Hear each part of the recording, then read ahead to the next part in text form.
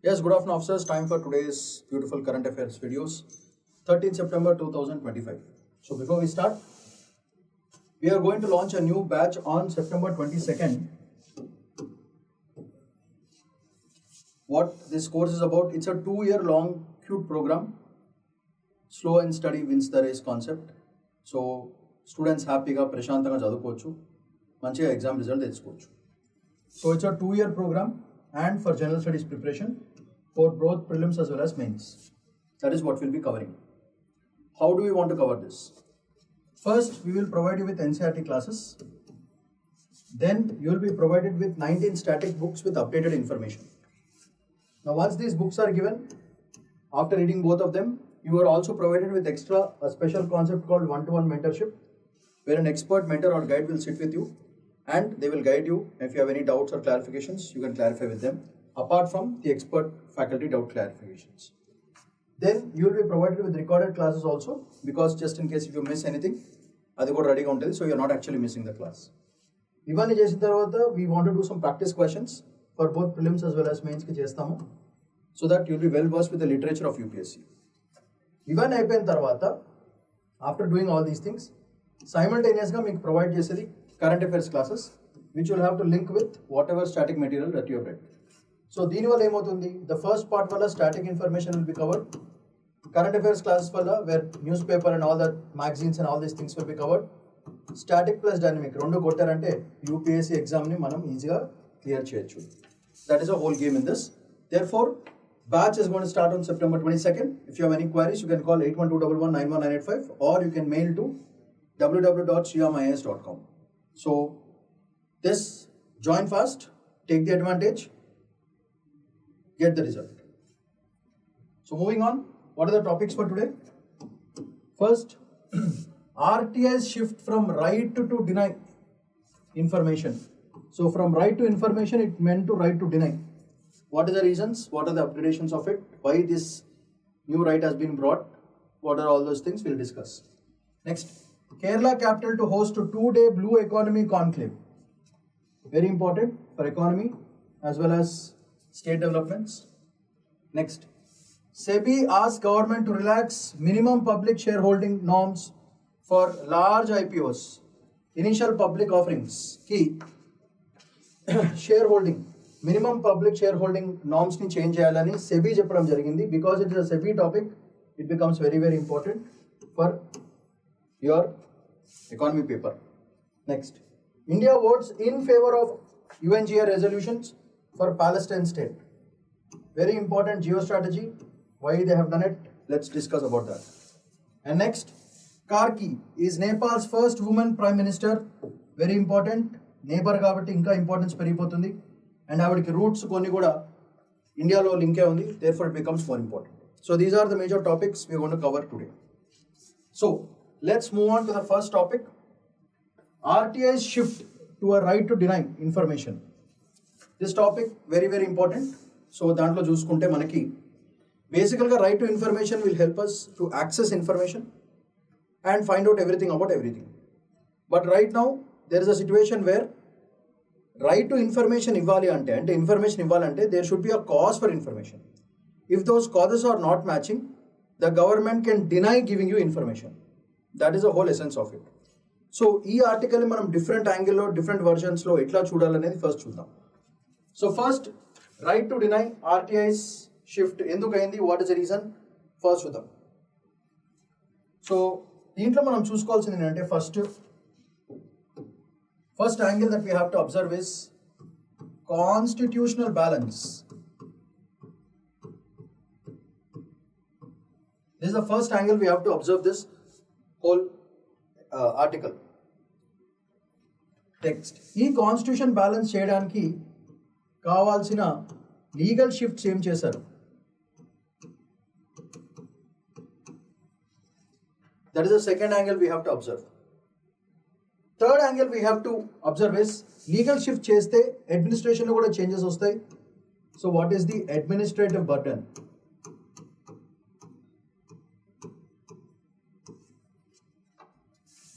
Administrative burden ఏంటి దీని మీద, because we did that change. Next, దీనివల్ల ఏం జరుగుతుంది, what will happen to accountability?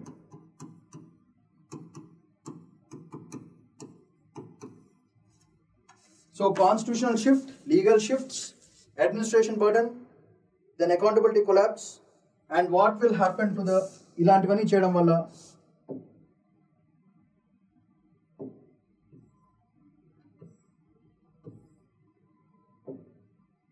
Fifth part consequences ఏంటి? ఈ యాంగిల్లో మొత్తం మన ఆర్టికల్ అంతా చదువుకోవాలి. So let's look at how do we want to do constitutional balance.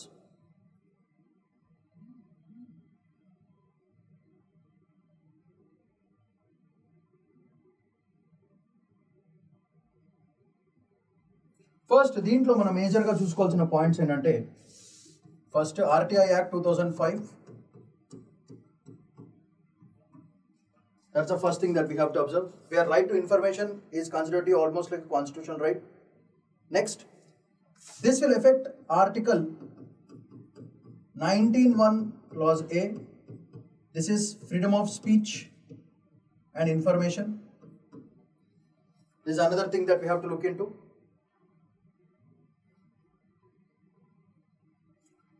Then under this one, Section 81, denial of information. Why? Denial of information గురించి మనం జాగ్రత్తగా చూసుకోవాలి.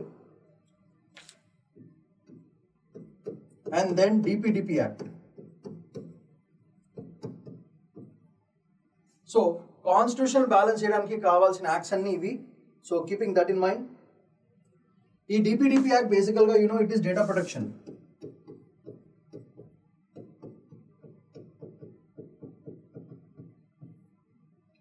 సో ఈ డేటా ప్రొటెక్షన్ యాక్ట్ వరకు ఎట్లా, in what ways can DPDP act be enhanced or observed అనేది చూసుకోవాలి బేసికల్గా. ఎందుకంటే this DPDP act talks about privacy and it also talks about situations of disclosure. ఈ రెండు యాంగిల్స్లో మనము కాన్స్టిట్యూషనల్ బ్యాలెన్స్ ఎట్లా చేయాలో ఆలోచించుకోవాలి. Next,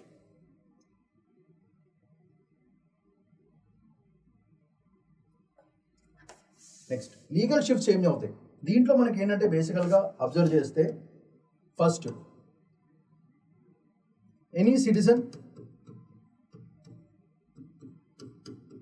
HUF, Hindu undivided families, వాళ్ళ information, it can be a firm or company, it can be a state, it can be a region, అన్నిట్లో కూడా మనకి లీగల్గా చాలా ఇంప్లికేషన్స్ ఉంటాయి బేసికల్గా. That is one other angle that we have to observe. So దీనివల్ల ఏమవుతుందంటే, because all these things will be included, దీనివల్ల వచ్చే పెద్ద ప్రాబ్లం ఏంటంటే, స్టేట్ రీజన్ ఫర్మ్ వచ్చేటప్పటికి all the data, all government data will become personal data.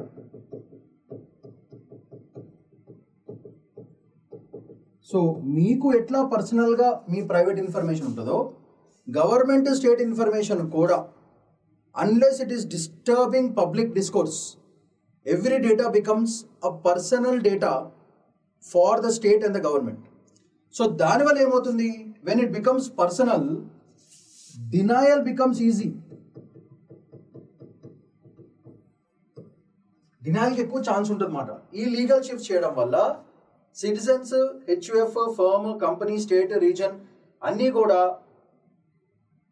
if they are covered under the legal issues, what happens is all the government data will become personal data. దానివల్ల ఏమవుతుంది, when it becomes personal data, RTI clause again comes into picture. Right to information will slowly lead to right to denial. అంటే మన private డేటాని ఎట్లా బయటకు పెట్టడం ఇష్టం లేకుండా ఉంటుందో, అట్లనే గవర్నమెంట్ వాళ్ళు, స్టేట్ వాళ్ళు కూడా వాళ్ళ information which is personal to the government will become personal only. That means you cannot get it disclosed. You cannot open the secret box because it is personal to the government. ఆ range వస్తుంది. So right to information is getting converted to right to denial. అది overall angle that we have to think from this particular beautiful article. ఇది బేసికల్గా legal framework shift వల్ల వచ్చిన problems. Next, ఇట్లాంటి సిచ్యువేషన్స్లో ఎవరైనా కనుక చేస్తే అడ్మినిస్ట్రేటివ్ బర్డెన్ ఏంటి? If anything is disclosed, huge fine, almost 250 crores worth fine వేస్తారు. అది danger point. Huge fine and penalties. And ఇట్లాంటి ఇన్ఫర్మేషన్ ఏమైనా లీక్ అయితే the PIOs, that is public information officers, will be more liable. వాళ్ళే ఓవరాల్గా వాళ్ళకి top అని పడుతుంది అన్నమాట, వాళ్ళకి మీద దెబ్బ. సో దానివల్ల ఎవరైనా అడిగినా అనవసరమైన డీటెయిల్స్ ఏమైనా పబ్లిక్ ఇన్ఫర్మేషన్ ఆఫీసర్ పబ్లిక్ ఇచ్చినా the public information officer will become liable. Therefore అలాంటి భయం ఉన్నప్పుడు ఏమవుతుందంటే సింపుల్గా ఏం చేస్తారంటే, rather than sharing the information which the public information officers duty ఏదైతుందో అది ఇంత ఫైన్ కట్టాలా, ఎందుకు మాకు ఈ లొల్లు, ఎందుకు మేము చేయమరాబాయ్ అని చెప్పేసి denial becomes easy. Denial becomes very easy for the public information officers. అది బేసికల్గా ఆర్టీఐని కంప్లీట్గా ఓవర్ రైడ్ చేస్తుంది, అడ్మినిస్ట్రేటివ్ బర్డెన్. నెక్స్ట్, దీనివల్ల ఏమవుతుంది, బేసికల్గా ఆర్టీఐ పబ్లిక్ చేతిలో ఉండడం వల్ల మనకు వచ్చిన గ్రేట్ అడ్వాంటేజ్లు ఏంటిది? స్కాములు. ఓకే, ఏమైనా ఇంపార్టెంట్ పబ్లిక్ డిస్కోర్స్ని చేంజ్ చేసేది పబ్లిక్ ఇన్ఫర్మేషన్. స్కాములు ఇంకా మీద బయటపడవు. ఇంపార్టెంట్ పబ్లిక్ ఇన్ఫర్మేషన్ బయటపడదు. ఇలాంటి ప్రాబ్లమ్స్ చాలా చాలా ఉంటాయన్నమాట. సో బేసికల్గా స్కామ్స్, రైట్ ఇన్ఫర్మేషన్ ఉండడం వల్ల ఏమవుతుంది, స్కాములు, ఎవరైనా ఇన్ఫర్మేషను, ఓకే, దాని తర్వాత vigilance,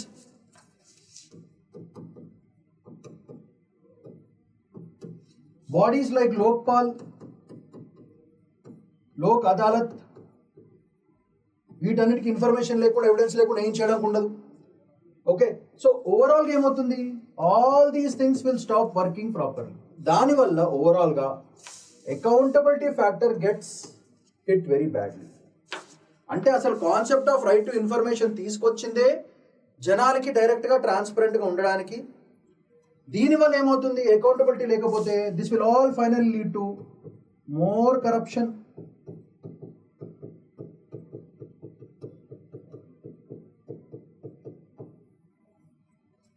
It will lead to more corruption if accountability factor is hit badly. So దీనివల్ల ఏమవుతుంది,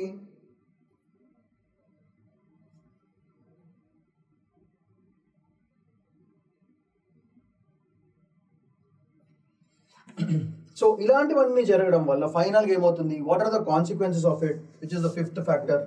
so let's write the fifth factor a little bit away.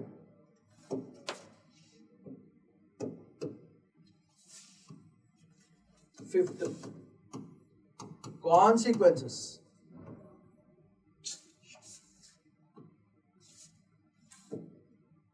What are the consequences of this? First, public ఇంట్రెస్ట్లో ఉన్నవి ఏవి కూడా ఉండవు. Second, దీనివల్ల ఇట్లాంటి public ఇంట్రెస్ట్లో ఉన్నవన్నీ ఏమి రావు కాబట్టి according to section 8(2). Next, Puttaswamy case very important. ఈ పుట్టస్వామి కేసులో ఏం ఫైట్ చేశారు, బేసికల్గా right to privacy is more important అని చాలా ఇంపార్టెంట్గా చెప్పారు. సో మరీ టూ ప్రైవేట్ మెటీరియల్ మీరు పబ్లిక్ ఫారమ్స్లో పెట్టకూడదు అని చెప్పడం జరిగింది. ఆ కేసుని తీసుకెళ్లి గవర్నమెంట్ వాళ్ళు దాన్నే వాడుకున్నారు అనమాట. State has use the same logic and set this data is private to us, so it's not necessary to share. So Puttaswamy case బేసికల్గా వీక్ అయిపోతుంది ఈ కేసులో. వెరీ ఇంపార్టెంట్ అది పుట్టస్వామి కేసు. ఎస్పెషల్ ఆర్టీ వచ్చినప్పుడు ఖచ్చితంగా మీరు అందరూ పుట్టస్వామి కేసు గురించి గ్యారెంటీగా మెన్షన్ చేయాలి. దానివల్ల ఏమవుతుంది, ఇలాంటి ప్రాబ్లమ్స్ వచ్చినప్పుడు బేసికల్గా పబ్లిక్ అండ్ మీడియా వీళ్ళందరి రోల్ భయంకరంగా నెగిటివ్ అయిపోతుంది. అంటే they will not participate. there will be no more further participation or enhancement of transparency. ఇలాంటివి చేసినప్పుడు ఏమవుతుంది ఫైనల్గా, డెమోక్రటిక్ వాల్యూస్ ఆన్ డెమోక్రసీ కంప్లీట్గా బిస్కెట్ అయ్యే ఛాన్స్ ఉంటుంది. సో ఓవరాల్గా this article has given the negative essence of why the right to information when it gets converted to right to denial. These are all the issues that are going to happen. So first చూసుకుంటే constitutional balance for suck, legal shift for suck, administrative burden భయంకరంగా పెరిగిపోతుంది. అంటే people don't like to share information anymore because the fines and penalties are too high. Next accountability factors అన్నీ ఎగిరిపోతాయి, దానివల్ల corruption పెరుగుతుంది.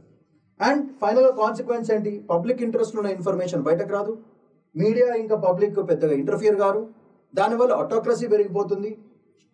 ఈ privacy factors గురించి fight చేసిన కేసులన్నీ ఫ్లా అయిపోతాయి. And finally democracy will not be democracy, it becomes slowly autocracy అని ఓవరాల్గా ఆర్టికల్ని మనం ఎనలైజ్ చేసుకుని చూసుకోవాల్సిన పద్ధతి. So this is the essence of the whole article, and these are the angles in which you have to understand this whole article: constitutional balance, legal shifts, administrative burden, accountability, and what will happen to the consequences. So ఈ angles లో మనం ఆలోచించినప్పుడు మనం మెయిన్స్లో కానీ ప్రిలిమ్స్లో కానీ ఈజీగా మనం క్వశ్చన్స్ ఆన్సర్ చేయొచ్చు. అయితే దీనికి సంబంధించిన నోట్స్ క్లియర్గా మెన్షన్ చేశాను. సో కాన్స్టిట్యూషనల్ బ్యాలెన్స్ పరంగా ఏం చేయాలి, okay, sections DPDP digital personal data protection దాని గురించి రాయాలి. ట్రాన్స్పరెన్సీ డైల్యూట్ అవుతుంది. Legal framework shift from person, it includes natural person, Hindu and ఎవరెవరు ఉంటుస్తారు అందరు వస్తారు. సో దానివల్ల government held data becomes personal information. So 90% RTR request will be rejected. Administrative burden రాశాను. దెన్ అకౌంటబిలిటీ కొలాప్స్ కంప్లీట్గా. And then finally democratic consequences sections, cases like Puttaswamy versus Union of India అలాంటి కేసులు ఎగిరాలి. దానివల్ల overall democracy, erosion of fundamental rights అన్నీ ఎగిరిపోతాయి. And finally మనం చూసుకోవాల్సింది consequences. So these are all the things that you have to mention in your mains exam. So దీని పరంగా మనకు వచ్చే UPSC prelims or mains questions ఎట్లా రావాలి. ఫస్ట్ ఎస్ఏకి చాలా important. RTI becomes RTD, right to denial. How? ఇది very very important for ఎస్ఏకి చాలా చాలా ఇంపార్టెంట్. సెకండ్, పుట్టస్వామి కేస్ మీద మనకి అదొకటి. Next, erosion of democracy legally, how? So ఈ యాంగిల్స్లో మనము మెయిన్స్ క్వశ్చన్స్ ప్రిపేర్ చేసుకోవచ్చు. దిస్ ఇస్ ప్రిలిమ్స్కి చాలా చాలా ఇంపార్టెంట్, ఇది ఎస్ఏకి చాలా చాలా ఇంపార్టెంట్, ఇది మెయిన్స్ యాంగిల్లో చాలా చాలా important. So how legally democracy values or constitution rights, fundamental rights eroded అవుతాయి, ఆ దాని మీద వచ్చినప్పుడు how right to information is becoming right to denial, దీని మీద మనకు క్వశ్చన్స్ వచ్చే ఛాన్స్ ఉంటుంది. సో ఇలా మనం ఎగ్జామ్కి రెడీ అయితే మస్త్. Next important topic for today, economy పరంగా చాలా important, blue economy. So Kerala capital to host 2-day blue economy conclave. This fundamentally talks about participation of many countries in this fisheries and all this. ఈ economy ఎట్లా పెంచుకోవాలి, ఎట్లా కాపాడుకోవాలని overall elements of the article. దీన్ని మనం ఏ డైరెక్షన్స్లో ఆలోచించుకోవాలో ఫస్ట్ డిసైడ్ చేసుకోవాలి. సో ఫస్ట్ మనం ఆలోచించాల్సింది ఏంటంటే, first angle that we have to think is why this very important. So what is the strategic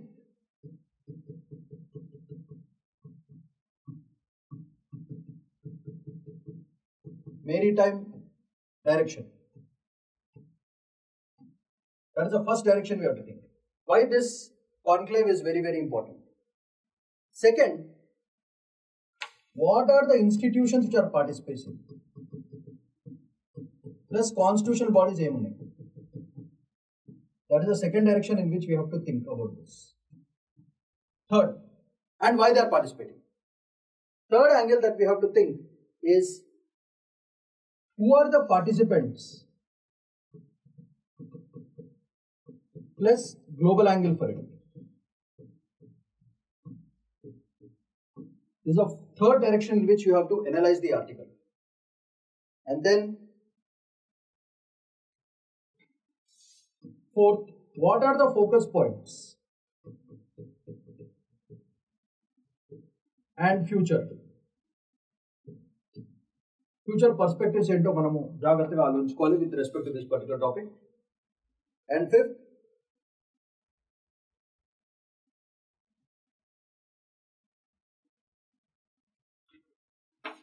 you can actually move future focus points. And fifth, you can add long-term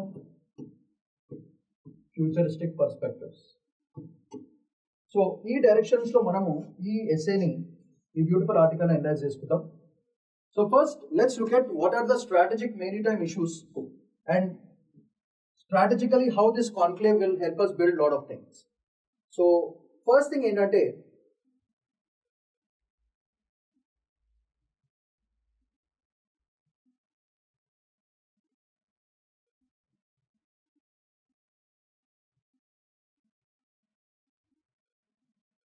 పేరు very important మనకి blue tides two state conclave ఎక్కడ జరుగుతుంది కేరళ తిరువనంతపురంలో జరుగుతుంది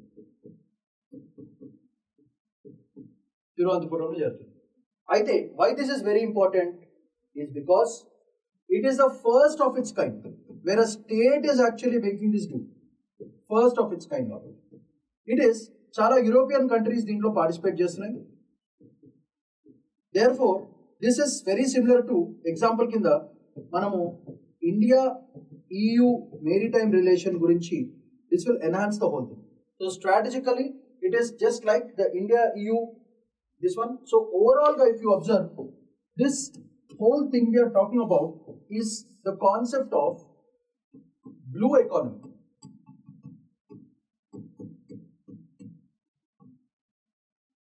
We are taking all these things in terms of blue economy angle. So first pieces of information adi. Next. So what are the institutions which are helping out in doing this program? Adi manam chuskoవాలి first. So దీంట్లో మనకి బాగా useful అయిన వాళ్ళు ఎవరంటే Kerala fisheries department వాళ్ళు plus union government is participating, state government is participating. Okay, Kerala fisheries department, union government, at the same time the EU ముగ్గురు కలిసి పార్టిసిపేట్ చేస్తున్నారు. That is the highlight point of it. So since all of them are working together, మీరు observe చేస్తే దీంట్లో ఈ fisheries అనేది state list లో వస్తుంది. Fisheries come under state list. So that might be a possible prelims question that you can get from that.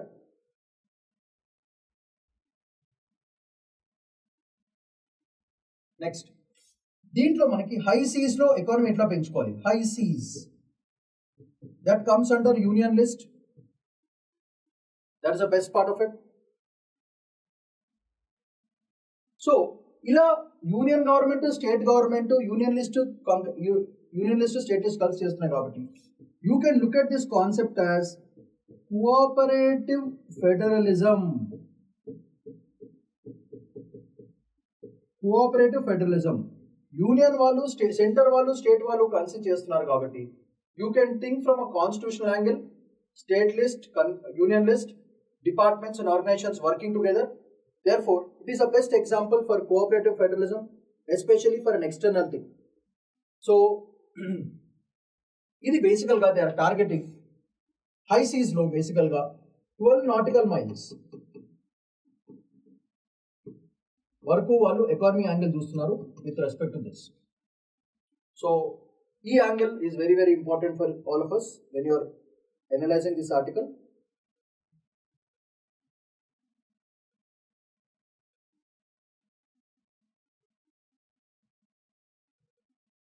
So ఈ conclave లో బేసికల్ గా ఇంపార్టెంట్ పార్టిసిపెంట్స్ ఎవరు? దీంట్లో మనం చూసుకుంటే EU countries totally 19 countries are participating. దాంట్లో Spain, Germany, France, etcetera so many countries are participating in this particular beautiful conclave. So that is very important. So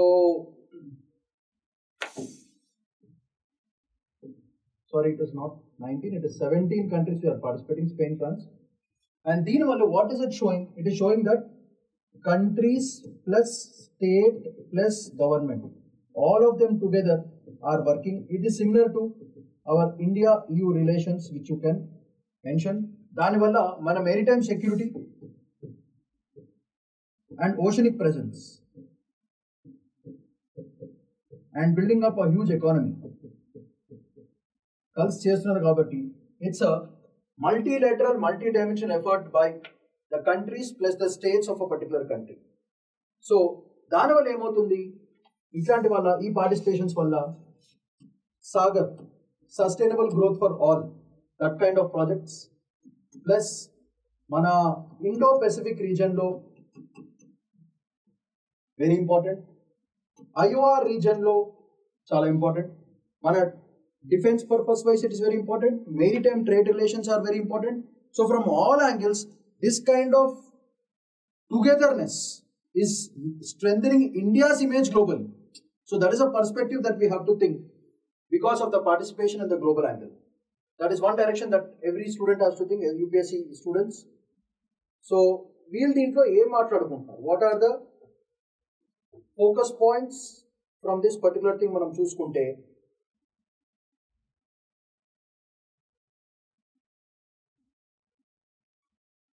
Main focus points here are, if you observe, first they will be talking about fisheries angle.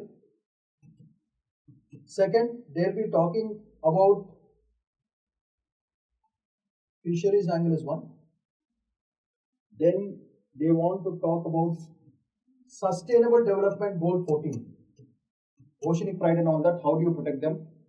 And they will be the focus points. Another thing is blue ecosystem. They will have to talk about flora and fauna and protecting them.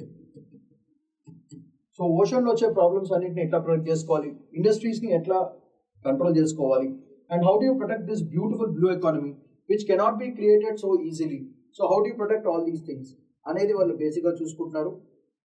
And వాళ్ళు basic గా another thing that they are looking at is how you convert this oceanic thing into a renewable energy source. Renewable energy ఈ పరంగా కూడా ఆలోచిస్తున్నారు. So మన Paris climate agreement కి link అవుతుంది and it also works for our sustainable development goals 14. So అన్నిటికి కూడా పనికొస్తుంది all these things. So these are the major focus points. So energy, ecosystem protection, environment protection, flora fauna protection, fisheries protection and finally దానివల్ల ఇప్పుడు వాళ్ళు బేసికల్ గా why Kerala అంటే ఇక్కడ they are planning for this renewable energy projects along Kerala. That is the direction they are thinking. So along the coast they want to develop this renewable energy projects. So then one state ki benefit, country ki benefit, and the participants who are working here also benefit because we have the ecosystem to build up such a renewable energy project. So in that angle you have to think about this particular thing. Then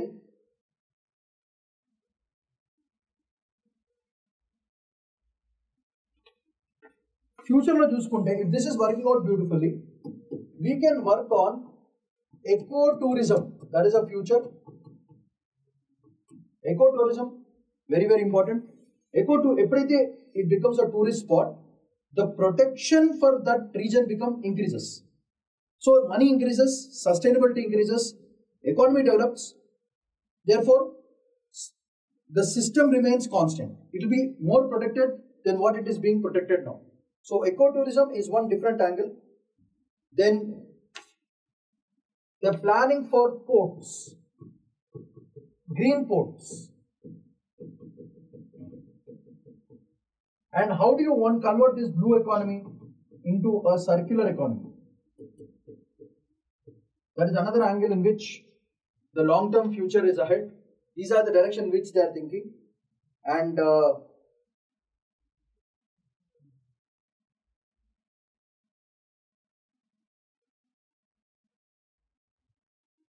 best example for this kind of thing is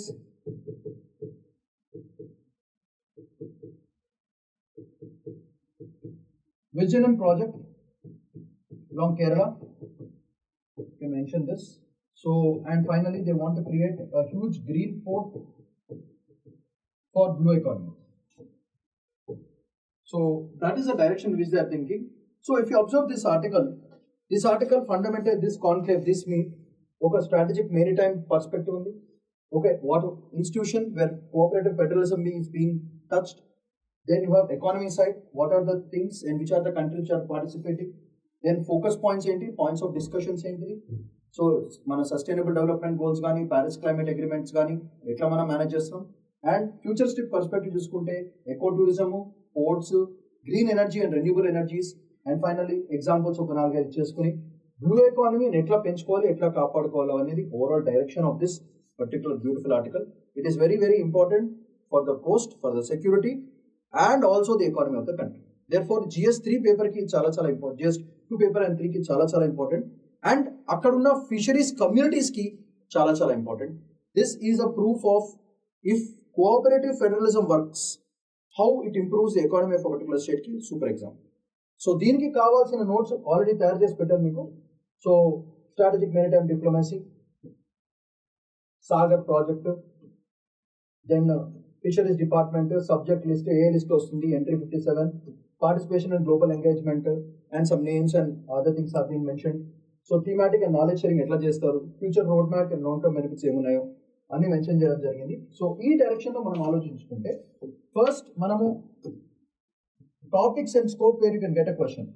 First, blue economy. Second, green ports. Deen meedo question. Then we can have a question from cooperative federalism ki.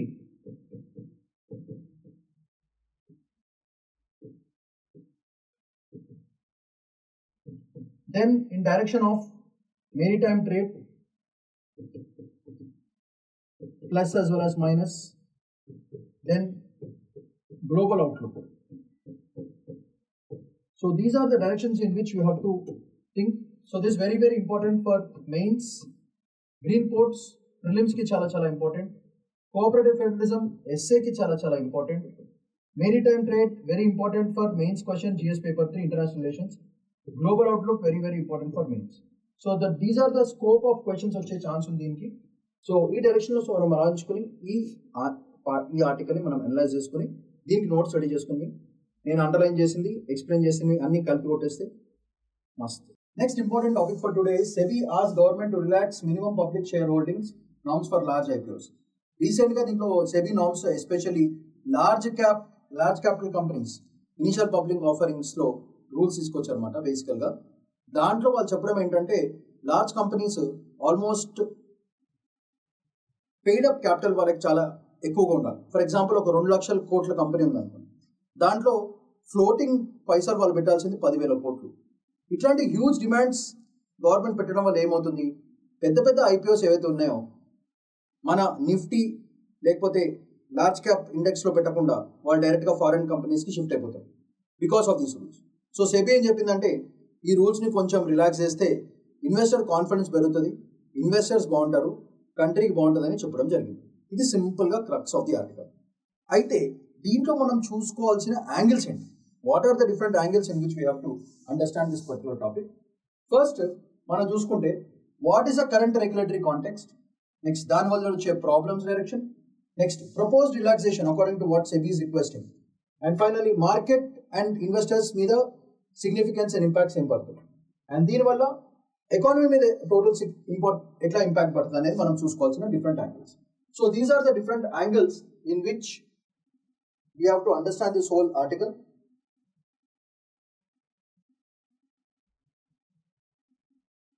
So బేసికల్గా regulatory context లో చూసుకుంటే first SEBI securities exchange board of India వీళ్ళు మామూలుగా rule ప్రకారంగా 25% of MPS అంటే minimum public share holding capacity. So 25% of MPS compulsory చేశారు.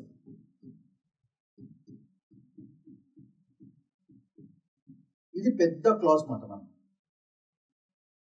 25% rule, అది current rule మాట. సో ఇది ఓన్లీ లార్జ్ క్యాప్. లార్జ్ అంటే ఎవరు? లార్జ్ అంటే ఏంటిదంటే వాళ్ళకి 1 lakh plus crore 1 lakh crore plus ఉన్న కంపెనీస్ లో వాళ్ళు 25% వాళ్ళు తీసుకుపోయి మార్కెట్ క్యాపిటలైజేషన్ పెట్టుకోవాలి. అంటే ఏంటిది? ఫర్ ఎగ్జాంపుల్ 1,00,000 కోట్లు ఉంటే దాంట్లో 25% అంటే 25,000 crores వాళ్ళు ఎంపీఎస్లో పెట్టుకోవాలన్నమాట. Minimum public share holders compulsory పెట్టాలి. సో ఇది మార్కెట్ క్యాపిటలైజేషన్ వాడుకోవాలి. సో దానివల్ల ఏమవుతుంది, ఇలాంటి ప్రాబ్లమ్స్ వల్ల వచ్చే ప్రాబ్లం ఏంటంటే ఈ 1,00,000+ crores అని ఎవరు చేస్తారు, బాగా డబ్బున్న వాళ్ళు మాత్రమే చేస్తారు. ఇట్లాంటి రూల్స్ పెట్టడం వల్ల ఏమవుతుంది, వాళ్ళకి బేసికల్గా ఈ పెద్ద కంపెనీస్ అంటే big mega sized companies, mega IPOs ఏవైతే ఉన్నాయో అవన్నీ ఇండియన్ స్టాక్ ఎక్స్చేంజ్లో లిస్ట్ కావు. They will go towards the foreign ఎక్స్చేంజెస్కి వెళ్ళిపోతాయి, ఫారెన్ లిస్టింగ్కి వెళ్ళిపోతాయి. సో కరెంట్గా రెగ్యులేటరీ కాంటెక్స్లో 25% క్యాప్ ఎప్పుడైతే పెట్టారో దానివల్ల ఫారెన్ మెగా ప్రాజెక్ట్స్ ఏవైతే ఉన్నాయో ఐపీఓస్ కానీ అవన్నీ కూడా ఫారెన్ లిస్టింగ్ కంపెనీస్కి వెళ్ళిపోతాయి. దానివల్ల ఏమవుతుంది, దానివల్ల వచ్చే పెద్ద ప్రాబ్లమ్స్ ఏంటంటే లార్జ్ ఈక్విటీస్ ఏవైతే ఉన్నాయో అవన్నీ కూడా డైల్యూట్ అయిపోతాయి. లార్జ్ ఈక్విటీస్ ఏమన్నాయో అవన్నీ కూడా బాగా డైల్యూట్ అయిపోయి బేసికల్గా ఏమవుతుందంటే ప్రైస్ డిక్లైన్, అంటే ప్రాఫిట్స్ విల్ డిక్లైన్, ప్రాఫిట్స్ భయంకరంగా డిక్లైన్ అయిపోతాయి. అప్పుడు ఏమవుతుంది, ఎవరైనా పైసలు పోతున్నాయంటే ఉండరు కదా. సో ఇదంతా ఎందుకు జరుగుతుంది, బికాస్ ఇంత అమౌంట్ ఆఫ్ హ్యూజ్ మనీని ద మార్కెట్ cannot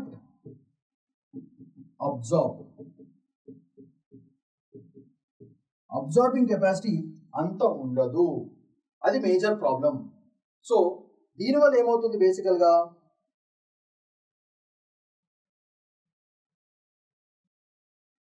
ఎవరైతే రీటైల్ ఇన్వెస్టర్స్ ఉంటారో వాళ్ళకి వాలటిలిటీ పెరిగిపోతుంది.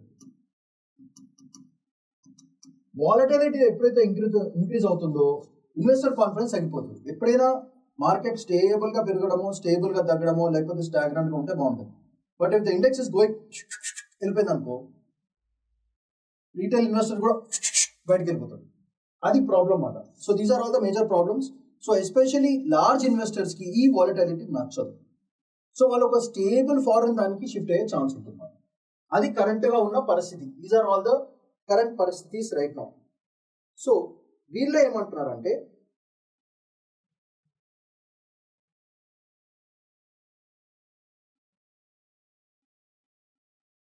కరెంట్ రిలాక్సేషన్స్ ప్రకారం ఏమంటున్నారంటే ఇలాంటి 25% క్యాప్ నుంచి they are reducing it to greater than 8%. సో అంటే 1,000 crores ఉంటే ప్రాజెక్ట్ దాంట్లో 8 crores పెడితే చాలు, that is major point. Or 1,00,000 crores ఉంటే 1,00,000 crores ఉంటే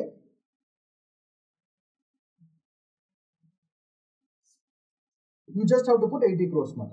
సో ఇక్కడ చూడండి 25,000 crores ఎక్కడ, 80 crores ఎక్కడ, అట్లాంటి క్యాప్ కొత్తగా తీసుకొచ్చారు అనమాట. దట్ ఈస్ అ ప్రపోజ్ నామ్ దే ఆర్ ప్లానింగ్.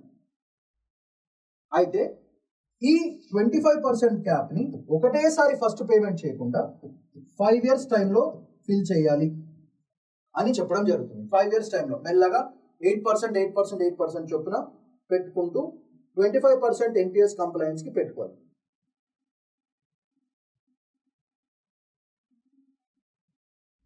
దానివల్ల ఏమవుతుంది, బికాస్ ఆఫ్ దిస్ ఈ ప్రాబ్లమ్స్ ఏవైతే ఉన్నాయో absorbing capacity increases, price of the index స్టేబుల్గా ఉంటుంది, ఇన్వెస్టర్ కాన్ఫిడెన్స్ ఆల్సో ఇంక్రీజెస్. ఇది ప్రపోజ్డ్ రిలాక్సేషన్ బై సెబీ. ఈ డైరెక్షన్ మనం ఆలోచించుకోవాలన్నమాట. నెక్స్ట్ దీనివల్ల ఏమవుతుంది,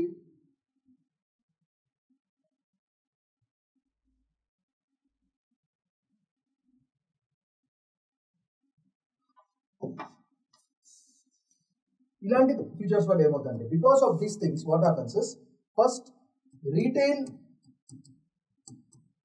లార్జ్ క్యాప్ వాళ్ళకి బెనిఫిట్ అవుతుంది, investors because of price safety వాళ్ళకి బాగుంటుంది, confidence of the index also increases, more foreign FIIs and FDIs will start flowing in because of stable index, and it is finally very very good for the economy. Economy kuda stability increases. So overall ga market, if these new norms are being followed, then there is more stability and less volatility basically.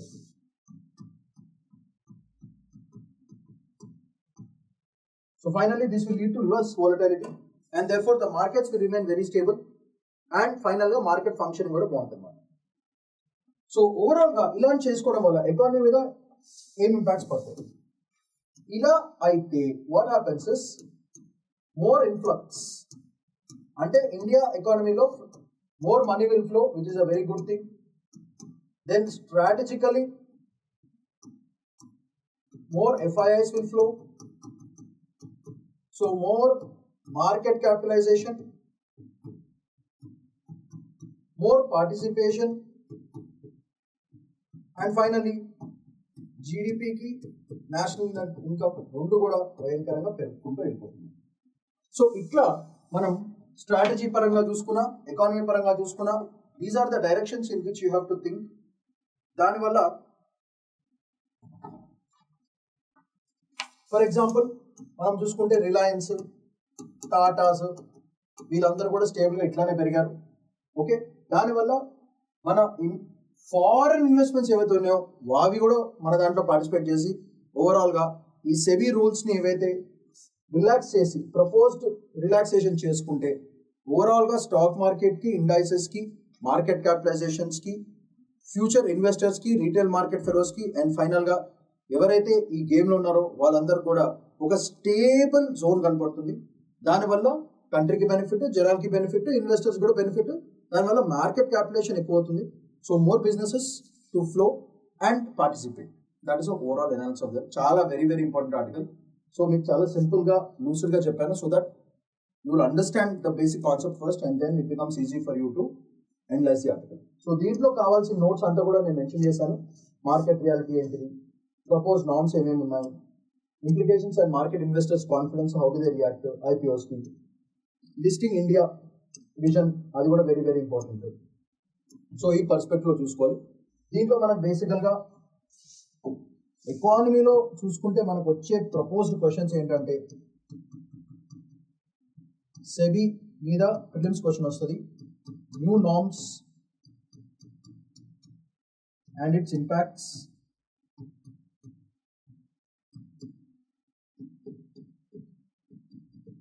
Concept of equity hanging. What is this equity hanging and adagachu? Then we have to discuss about effects on public discourses, that is economy side, and finally regulatory markets.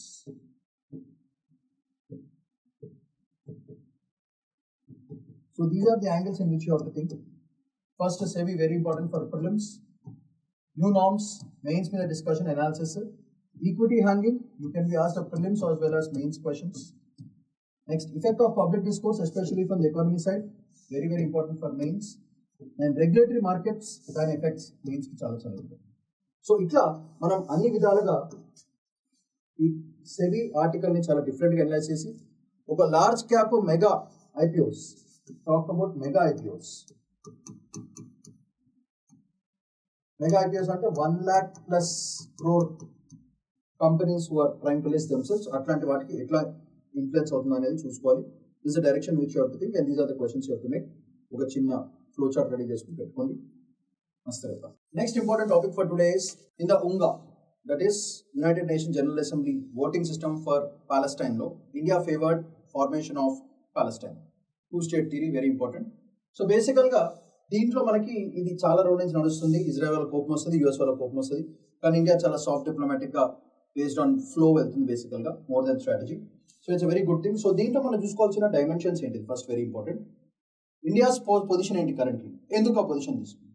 Second, కరెంట్గా global voting outcomes ఏమున్నాయి, దాని statistics ఏంటి. Core resolutions ఏంటి తీసుకున్న తర్వాత. And geostrategic dimensions ఏమున్నాయి, geostrategic dimensions for India as well as for others. India strategy ఏంటి, దాంట్లో ఇండియాకి బెనిఫిట్ ఏంటి, అండ్ ఫైనల్గా ప్రిలిమ్స్ క్వశ్చన్లో మనకి ఉంగా హిస్టరీ మీద క్వశ్చన్ రావచ్చు ప్రిలిమ్స్కి. సో ఈ పర్స్పెక్టివ్లో చూసుకొని one by one let's fill this whole thing with the most important integrate details. First దీంట్లో మనకు ఇండియాస్ పొజిషన్లో మనకి ఏంటంటే it is supporting the New York declaration where two-state theory was proposed. So it has supported this New York Declaration, two-state theory ni propose chesindi, two-state solution, and India's position is simply NAM, that is non-aligned. Evartonu kaadu, maaku nachinatuga mem chestunnam. Non-aligned movement, manam daniki asalu ekkada taggede le dantlo. So adi manaki India consistency. Idi basically ga India's position in UN from 1947. This has been the situation. దానివల్ల మనకి ఒక balanced position తీసుకున్నాము దీంట్లో.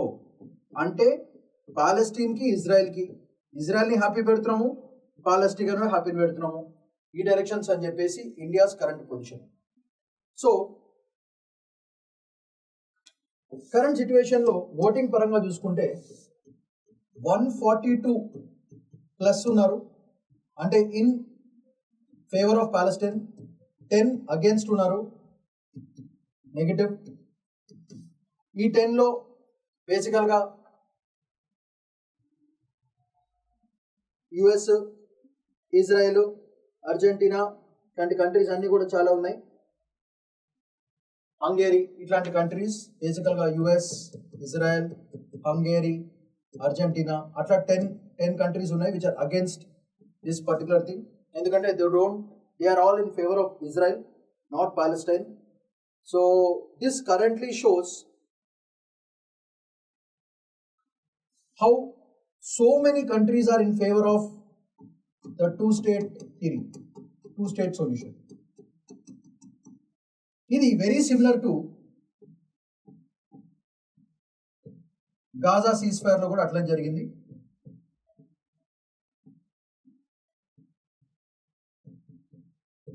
So this is the angle at which the globe is reacting with respect to the current, this one.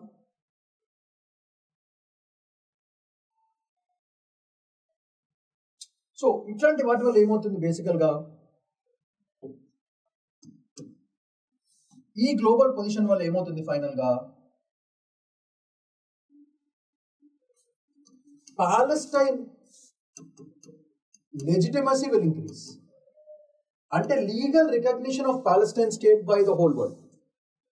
First ఏంటంటే మనకు basic concept తెలియాల్సింది అంటే ఒక country legal country కాదు ఎట్లా డిసైడ్ చేస్తుంది, international body should decide. So lot of country should accept that your country is a country. So పాలెస్టైన్కి కరెంట్గా legitimacy పెరుగుతుంది to form its own country, ఒక ఓన్ స్టేట్ తయారు చేసుకోవడానికి. This voting by the UN General Assembly is actually helping out, for which India is kind of favoring. But we are not supposed to lose our relation with Israel because Palestine is very important for historical angle. Israel is very important for trade and other angles, technology and other angles. దానివల్ల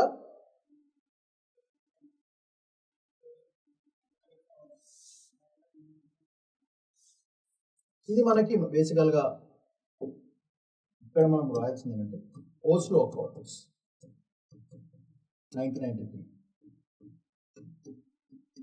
అది very important. New York declaration అది important. Then UN UNGA voting. All these things are the core resolutions based on which this particular network went.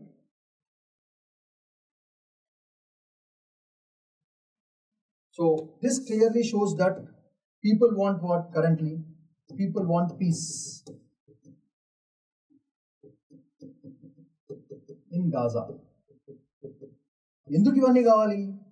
Trade భయంకరంగా దెబ్బతింటుంది. Humanitarian grounds. So trade and humanitarian angle పరంగా చూసుకుంటే Oslo accords, New York declaration, UNGA voting ఇవన్నీ కూడా peace in West Asia. Because finally ఎందుకు వాళ్ళకి so important ఇది? ఇవన్నీ trade routes. Overall global trade commerce దెబ్బతింది, ఆయిల్ ప్రాబ్లం అయిపోయింది, యుఎస్ యూరోపియన్ దెబ్బ పడిపోయింది, రష్యా స్ట్రెంత్ పెరుగుతుంది, అక్కడేమో యూక్రెయిన్ వార్ జరుగుతుంది. సో ఇవన్నీ కూడా ఫైనల్గా హ్యుమానిటేరియన్ గ్రౌండ్స్ అండ్ ఎకనామికల్ యాంగిల్లో ఆలోచించుకుని all these things have been the major points of core resolutions of that particular thing. So దీంట్లో మనం చూసుకుంటే what is the geo strategical dimension, దీంట్లో హైలైట్ ఏంటంటే ఈ ప్రాసెస్లో the most important thing which has happened here is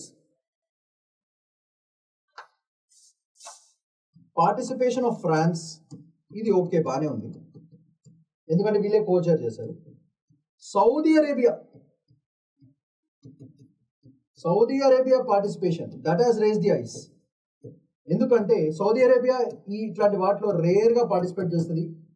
therefore why Saudi Arabia is important ఇక్కడ అనేది చూసుకోవాలి angle. That is another important. So this clearly shows that there is a huge convergence of even the rarest of the rare participating in this beautiful thing. దానివల్ల ఎందుకు ఇది బేసికల్గా ఇది యుఎస్కి దెబ్బ పడిపోతుంది, because US is supporting Israel. So ఈ blocks, tariffs ఇవన్నీ US పెట్టడం వల్ల ఈ సౌదీ అరేబియా పార్టిసిపేషన్ మనం ఈ డైరెక్షన్లో ఆలోచించుకోవచ్చు. So giving a tucker to the US dominance and the Western Bloc dominance. Okay, that is very important. So దీనివల్ల ఏమవుతుంది, ఇక్కడ సౌదీ అరేబియా పార్టిసిపేట్ చేసింది, ఇక్కడ ఇండియా పార్టిసిపేట్ చేసింది. దానివల్ల India Saudi Arabia relations will increase because both of them are trying to టక్కర్ US policies. So ఆ పరంగా చూసుకుంటే ఆ డిప్లొమసీ యాంగిల్ కూడా మనకి వెస్ట్ ఏషియాలో మన influence will grow. That is a whole point. దీనివల్ల ఏమవుతుంది, ఇండియాకి డెఫినెట్గా బెనిఫిట్ అయ్యే పాయింట్స్ ఏంటి మనకి చూసుకుంటే, first Global South dominance will increase,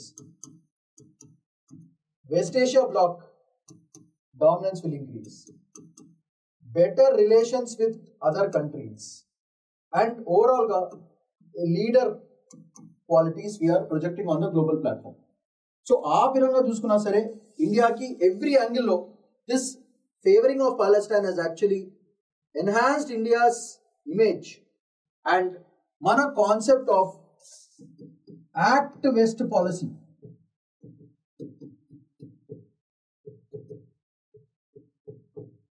సూపర్గా హైలైట్ అయింది. దీనివల్ల act east policy, act west policy మనకు ఉన్నాయి కాబట్టి మన యాక్ట్ వెస్ట్ పాలసీకి చాలా చాలా బాగుంటుంది. సో మనకి ఇక్కడ ఏమవుతుందంటే కొంచెంగా ఒక్క angle we have to be careful is defence relations with Israel. ఇవి ఎక్కడ భంగం కాకుండా మనం ప్రాక్టీస్ చేసుకోవాలి. రీసెంట్గా మీకు తెలిసిందే Israel's finance minister came down, had a discussion. ఎందుకంటే అక్కడ మళ్ళీ ఇన్ఫ్రాస్ట్రక్చర్ డెవలప్ చేసుకోవాలంటే వర్కర్స్ కావాలి. So we sign a deal with Israel also. So ఆ పరంగా కూడా మనం ఆలోచించుకోవాలి. So in every angle India is having a big favour. That is the whole point. And ఇలా మనం ఇట్లాంటి గ్లోబల్ పార్టిసిపేషన్ చేయడం వల్ల మోస్ట్ ఇంపార్టెంట్ పాయింట్ మనం మెన్షన్ చేయాల్సింది, రాసుకోవాల్సిన పాయింట్ ఏంటంటే the concept of multi polarity angle, multi alignment angle, అన్నిటి కూడా మల్టీ డైరెక్షన్స్లో India is trying to play a bigger chess game and strengthening its image and position with respect to the whole global platforms. So ఈ పరంగా మనం చూసుకోవాలి. So దీంట్లో these are the different angles in which you have to scrutinize this whole article. First is India's position, second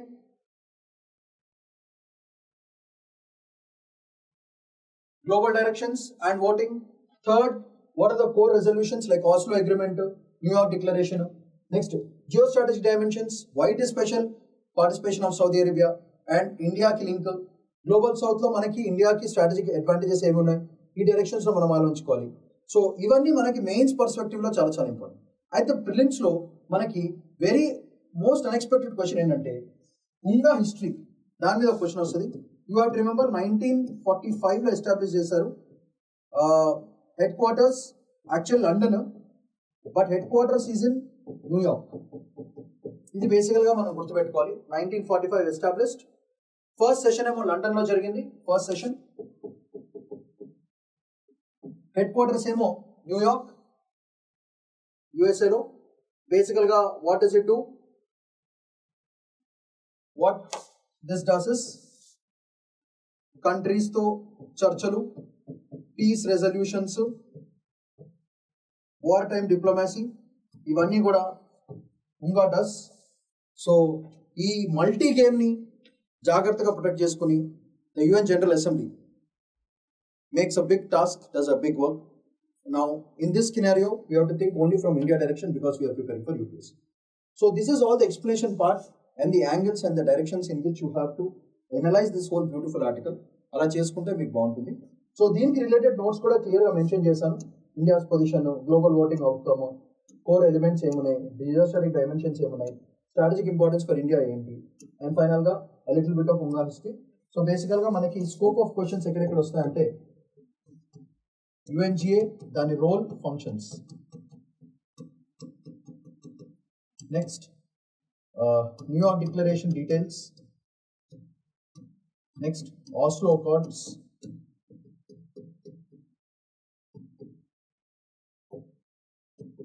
Saudi Arabia participation and impacts on India.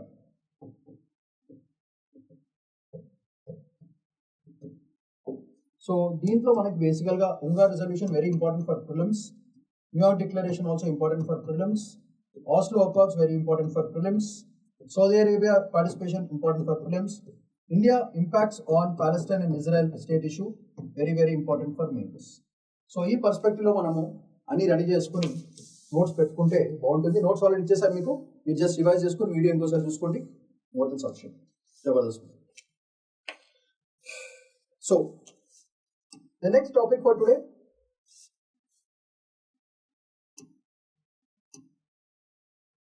Karki is Nepal's first woman prime minister. Very very important. It's a factual question. కొంచెం social angle ఉంది, defence angle ఉంది, అది చూసుకుంటే సరిపోతుంది. So దీంట్లో మనం చూసుకోవాల్సిన points ఏంటంటే సుశీలా కార్కి first women chief justice of Nepal 2016 to 17. Now Nepal's first women prime minister. ఈవిడ a great woman. So she was known for her integrity, anti-corruption stance, and very important judgment that she has given. This is a gender improvement ki చాలా చాలా ఒక male dominated political structure లో ఈవిడింత raise అవడం అనేది చాలా చాలా super. దానివల్ల Nepal's democratic image is also increasing, especially by electing her as a prime minister. మీకు రీసెంట్ గా తెలిసింది ఓలీ was ousted because of social media ban, and that also shows Gen Z's responses to banning freedom of speech, freedom of expression by banning the social media. That is the angle that we have taken. So in perspective of what is educational professional background చూడండి, ఇది highlight point. Degree in political science in Banaras Hindu University వారణాసిలో చదువుకున్నారు. That is the most important. That is India link with us. Next Tribhuvan University in Nepal, acting CG 2016, then chief justice అయ్యారు with lot of academic, legal and administrative credibility. ఆవిడకి చాలా సూపర్గా ఉంది. Next context of appointment, KP Sharma Oli governance, Gen Z protests demanding parliament dissolution. So president dissolved the parliament, election scheduled for March 5th, 2026. So current economic situation is temporary stability, but legitimate risk public crisis ఎంత తగ్గుతుందో మనకు తెలియదు. That is the current context in which Nepal is right now. Legal and constitutional legacy చూసుకుంటే as chief justice very bold rulings, especially corruption cases మీద against politicians ఆవిడ చేశారు. Next judicial independence against executive interference, దాని మీద ఆవిడ చేశారు ఎక్కువగా. Constitution legacy. PM is seen only constitutionally valid remedial measure only in crisis current గా, but not as a permanent situation. Therefore ఇలాంటి ఆవిడ అలాంటి పోస్ట్ కూర్చుంటే జ్యుడిషియరీ మీద భయంకరమైన కాన్ఫిడెన్స్ పెరుగుతుంది అండ్ ఎగ్జిక్యూటివ్ కి ఒక మంచి బ్యాలెన్స్ దొరుకుతుంది. That is the idea in which this appointment must be taken. It is not to permanent chair for her, but ఇట్లాంటి క్రైసిస్ సిచ్యువేషన్ లో ఒక చీఫ్ జస్టిస్ ని అలాంటి రోల్స్ లో పెట్టడం వల్ల ఎగ్జిక్యూటివ్, జ్యుడిషియరీ అండ్ లెజిస్లేచర్ కి పర్ఫెక్ట్ బ్యాలెన్స్ వస్తుంది. Because she is a very very experienced lady and she has already fought lot of cases against politicians. Current గా ఈ మీడియా బ్యాన్ వల్ల జెన్జీ రియాక్షన్ ఎంత దారుణం ఉందో మీరు చూసారు. PM ని ఎత్తిపడేసినారు, అది పరిస్థితి. So these are lessons which we have to learn from other countries, that we should not unnecessarily hurt the sentiments of the youth. That is very very important. We should, whatever we promise them, the rights, they should never be curtailed. We should guide them, protect them, but not curtail them. అది very very important. That is a major lesson we're learning from the Nepal's crisis. That's the most important. అయితే governance and challenges ఏంటంటే first ఆవిడ ఒక cabinet form చేసుకోవాలి, so that governance angle మంచిగా ఉండాలి elections అయ్యేంత వరకు. ఫస్ట్ ఆవిడ ప్రయారిటీస్ అనౌన్స్ చేశారు. Independent probe into September 8 killings, 19 deaths అని ఫస్ట్ రాగానే ఇచ్చిన ప్రొనౌన్స్మెంట్ అది. అది పోలీస్ యాక్షన్ వల్ల, మిలిటరీ యాక్షన్ వల్ల, లేకపోతే వర్దే పాలిటీషియన్స్ కాజెస్ అన్నిటి కూడా అనౌన్స్ చేయడం జరిగింది. Criminal investigation, fires and attacks మీద క్లియర్గా స్టేట్ ఇన్ఫ్రాస్ట్రక్చర్ ఎవరు చేశారో దాని మీద ఒక angle. And she has promise she will restore law and order and rebuild public trust again. So this will determine Nepal's democratic credibility before 2026 elections. So this clearly shows the big challenges and the governance angles ahead. So Sushila Karki gari appointment India ki chala related kabatti, mana neighborhood country kabatti, the Prime Minister currently, especially under a very shambled situation lo, our presence is very very important because she is not some dummy candidate. She is the Chief Justice. So she knows how to balance things. And it's good for India because she studied in Hindu Banaras University, Varanasi lo. So ఆవిడకి మనకి దేశానికి మంచి జరుగుతుంది. And ఆ నeighborhood మనం protect చేసుకుంటే it's good for our borders also. So these are all the topics for today. Shaman Paidikunla signing off. Bye-bye.